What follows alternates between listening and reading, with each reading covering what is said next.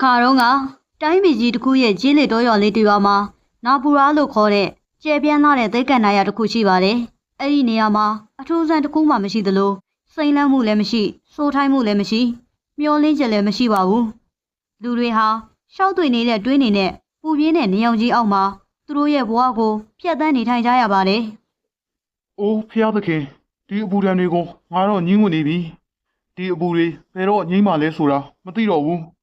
ငါတို့ရဲ့သိက္ခာနာရတွေထဲမှာရောမိုးရေတွေရွာသွန်းမှလား။ဒါမျိုးတွေဘယ်တော့မှဖြစ်မလာနိုင်ဘူး။ဒီရွာကြီးမှာစိမ့်လန့်မှုလည်းမရောက်လာနိုင်ဘူး။ရေတွေလည်းမရနိုင်ဘူး။ဒီလိုနဲ့လားတွေနဲ့တွေအများကြီးကုန်သွန်ခဲ့ပြီ။ရွာထဲကရေတွေထဲမှာရေတွေတိုးလာတာမင်းမြင်ဘူးလို့လား။မမြင်ဘူးပါဘူးကရှန်ကြီး။အဲ့ဒီတွင်းထဲကရေတွေလည်းအခုဆိုရင်ကုန်ခန်းတော့မယ်။နောက်လာမယ့်ကံကြမ္မာလေးမှာဘာတွေဆက်ဖြစ်မှာလဲ။ဘာတွေရေးထားလဲမသိတော့ပါဘူး။ဘာတွေရေးထားမှာလဲမျောလင်းချက်မဲကတေချေပစ္စည်းရမှာပဲရေးထားတာမင်းကလည်းအဲ့ဒီတွင်းကြီးကိုပဲအောက်ကုန်နေသေးတယ်အဲ့ဒီတွင်းထဲကရေတွေကရောငါတို့ကိုဘလောက်တောင်ကဲတင်နိုင်မလဲအဲ့ဒီရေတွေကနေငါတို့အထူးဆန်းတစ်ခုမှမရနိုင်ဘူးတစ်ခုကတော့ရေကငန်းနေတယ်တောက်ရတာအရသာမရှိဘူးကျန်းမာရေးလည်းမကောင်းတော့ဘူးအေးအဲ့ဒီငန်းနေတဲ့ရေတွေကိုတောက်ပြီးငါနှစ်ပေါင်းများစွာဖျားနာနေတာခမပြောတာမှန်ပါတယ်ကရှန်ကြီးဒါပေမဲ့ရေငတ်တာပြေးပြောက်ဖို့ငါတို့မှရေဆိုတာအနည်းဆုံးရှိတယ်မလားအခုအဲ့ဒီတွင်းထဲကရေတွေပါကုန်ဖန်းသွားရင်ငါတို့ဘယ်လိုလုပ်ကြမှာလဲအားလုံးသိချင်ပစ္စည်းသွားကြမှာပဲ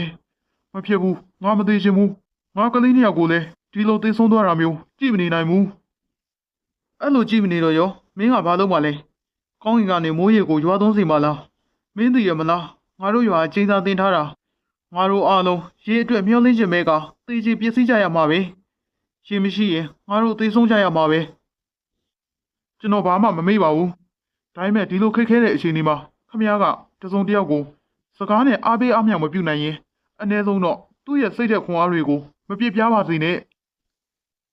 တနာစရာကောင်းတဲ့ရာမူဟာကရှန်ကြီးရဲ့ရိုင်းပြတဲ့စကားတွေကိုကြားပြီးစိတ်ပြစ်လက်ပြစ်ဖြစ်သွားခဲ့ရပါတယ်သူ့စိတ်ထဲမှာလည်းကြောက်ရွံ့မှုတွေဝင်နေပြီးနောက်လာမယ့်နေ့ရက်တွေမှာသူနဲ့သူ့မိသားစုအားလုံးရေမရှိပဲမျောလင်းချက်မဲ့ကသေချေပစ္စည်းသွားကြမှာကိုစိုးရိမ်နေပါတယ်အိုးဖျားသခင်ဒါတွေအားလုံးဘာကြောင့်ဖြစ်နေရလဲကျွန်ုပ်တို့ရဲ့ဘိုးဘေးတွေမှာအမားတွေရှိခဲ့တယ်ဆိုတာကျွန်ုပ်လက်ခံပါတယ်ဒါပေမဲ့သူတို့အပြည့်ရဲ့တန်ခတ်မှုကိုငါတို့ဘာကြောင့်ခံရမှာလဲငါကလေးတွေကရောဘာကြောင့်ခံရမှာလဲကျွန်တော်ရှက်ခိုးပါတယ်ဒီຢာတွေအားလုံးကနေကျွန်တော်တို့ကိုကယ်တင်ပေးပါဖျားကယ်တင်ပေးပါရာမူဟာကြောက်ရွံ့မှုနဲ့အတူဖျားသခင်ကိုဆူတောင်းနေခဲ့ပါတယ်အဲ့ဒီအချိန်မှာပဲ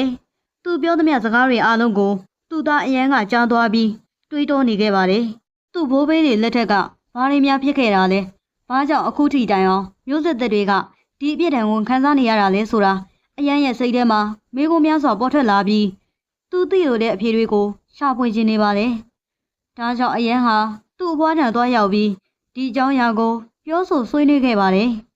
။အဖွားနေကောင်းရဲ့လား။ငါနေကောင်းပါလေမြည်လေးအထဲကိုဝင်ခဲ့ပါ။ပြောသမ်းမအောင်အဖွားကိုဗာမေးချင်လို့လေ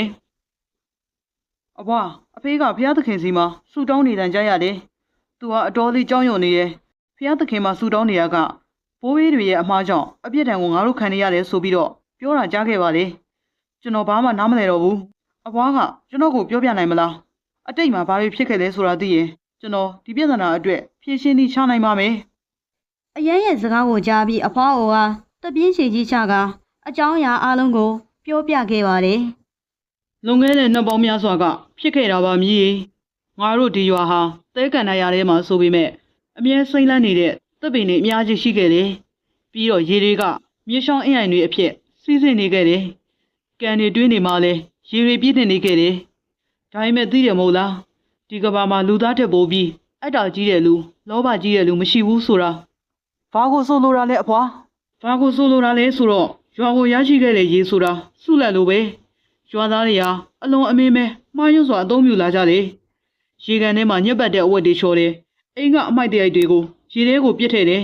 ။အမိုက်တွေကိုကန်းနဲ့တွင်းနာမှာစွန့်ပစ်တယ်။မစင်တွေစွန့်တယ်။ဒီလိုနဲ့ရေတွေဟာအလွန်အမင်းညဉ့်သွားခဲ့တယ်။လူတွေဟာလည်းဖျားနာလာကြတယ်။ဒါတကယ်လားအဖွာဟုတ်တယ်မီးလေး။အဲ့ဒီခါမှာရွာသားတွေဟာသူတို့ရဲ့အမားကိုသိလာကြပြီး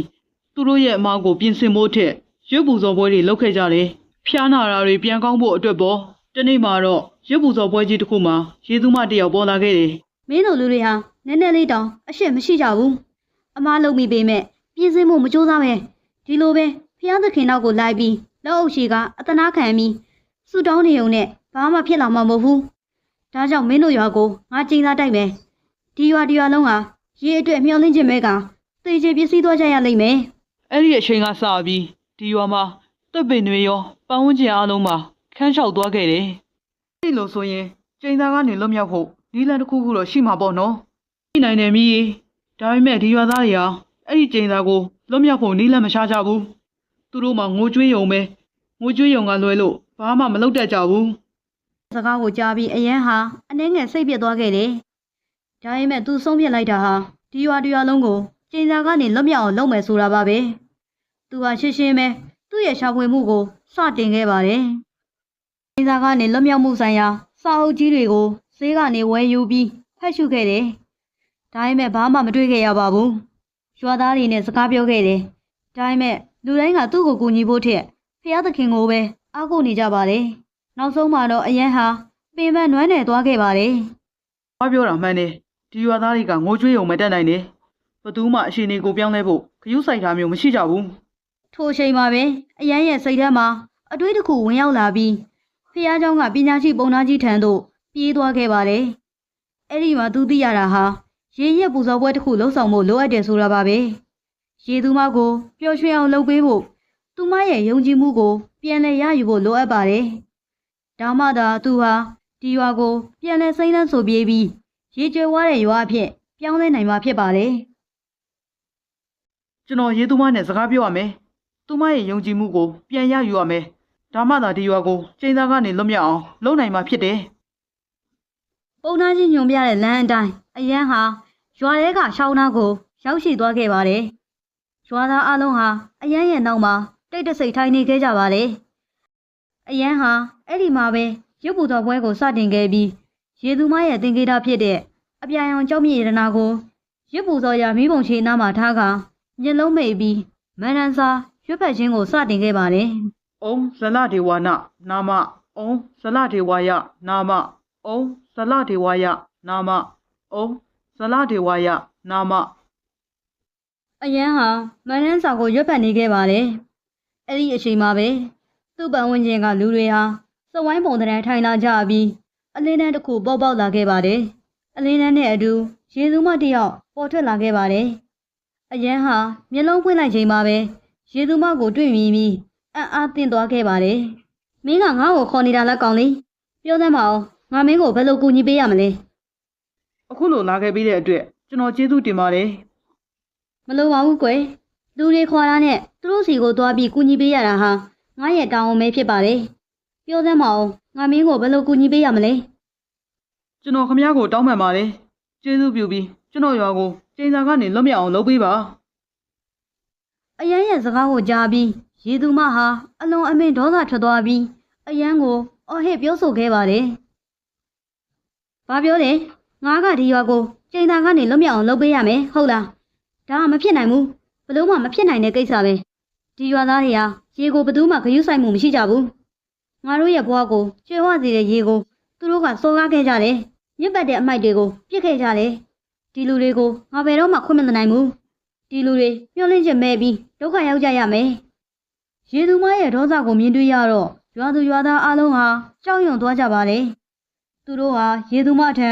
ခွင့်လွှတ်ပေးဖို့တောင်းပန်ခဲ့ကြပါတယ် ကျေးဇူးပြုပြီးဒီလိုမလုပ်ပါနဲ့ကျွန်တော်တို့မှအမှားရှိခဲ့တယ်ဆိုတာလက်ခံပါတယ်ဒါပေမဲ့ကျွန်တော်တို့တဲကဘယ်သူမှအတိတ်ကအမှားမျိုးနောက်ထပ်ထပ်မလုပ်ကြပါဘူးကျွန်တော်တို့ဂရုပြုပါတယ်ကျွန်တော်တို့ရေကိုစော်ကားမှုမပြုတော့ပါဘူးကျွန်တော်တို့အပေါ်ကျေးဇူးပြုပြီးဂရုဏာထားပေးပါ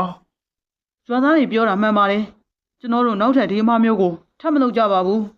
ကျွန်တော်တို့ဂရုပြုပါတယ်ဘိုးဘေးတွေမှာဖြစ်ခဲ့တဲ့အမှားရဲ့အပြစ်ဒဏ်ကိုအပြစ်မဲ့သူတွေကိုမပေးပါနဲ့ကျေးဇူးပြုပြီးဂရုဏာထားပေးပါဗျာ ။အရန်နဲ့ရာမူတို့နဲ့အတူရွာသူရွာသားအလုံးဟာတယောက်ပြီးတယောက်ရေသူမထံခွင့်လွှတ်ပေးဖို့တောင်းပန်လာကြပါတယ်။ရစ်ပူဇော်ရနေရာတစ်ခုလုံးမှာလူတွေရဲ့အသံတွေပဲ့တင်ထက်နေခဲ့ပါတယ်။ပြားနာနေတဲ့လူတွေပင်ရေသူမထံခွင့်လွှတ်ဖို့ဝိုင်းပြီးတောင်းပန်ခဲ့ကြပါတယ်။သူတို့ရဲ့တနာစရာအဖြစ်အပျက်ကိုတွေ့မြင်ရတဲ့ရေသူမရဲ့စိတ်နှလုံးသားဟာ နူးညံ့သွားခဲ့ပါတယ်။ရက်လိုက်ကြပါ။ရေသူမရဲ့စကားကိုကြားပြီးရွာသူရွာသားအလုံးကရှင်းရှင်းပဲတိတ်ဆိတ်သွားခဲ့ပါတယ်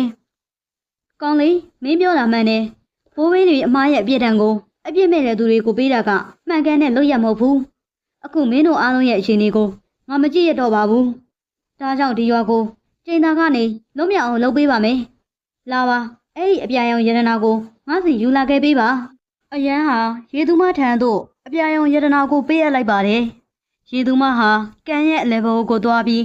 သူမရဲ့လက်နှစ်ဖက်နဲ့အပြာရောင်ရတနာကိုအထက်ကိုကိုင်းမြောက်ထားပြီးမျက်လုံးမိတ်လို့တိုင်တီလိုက်ပါတယ်။အိုးငါရဲ့ကြီးမြတ်တဲ့ရေနံမင်း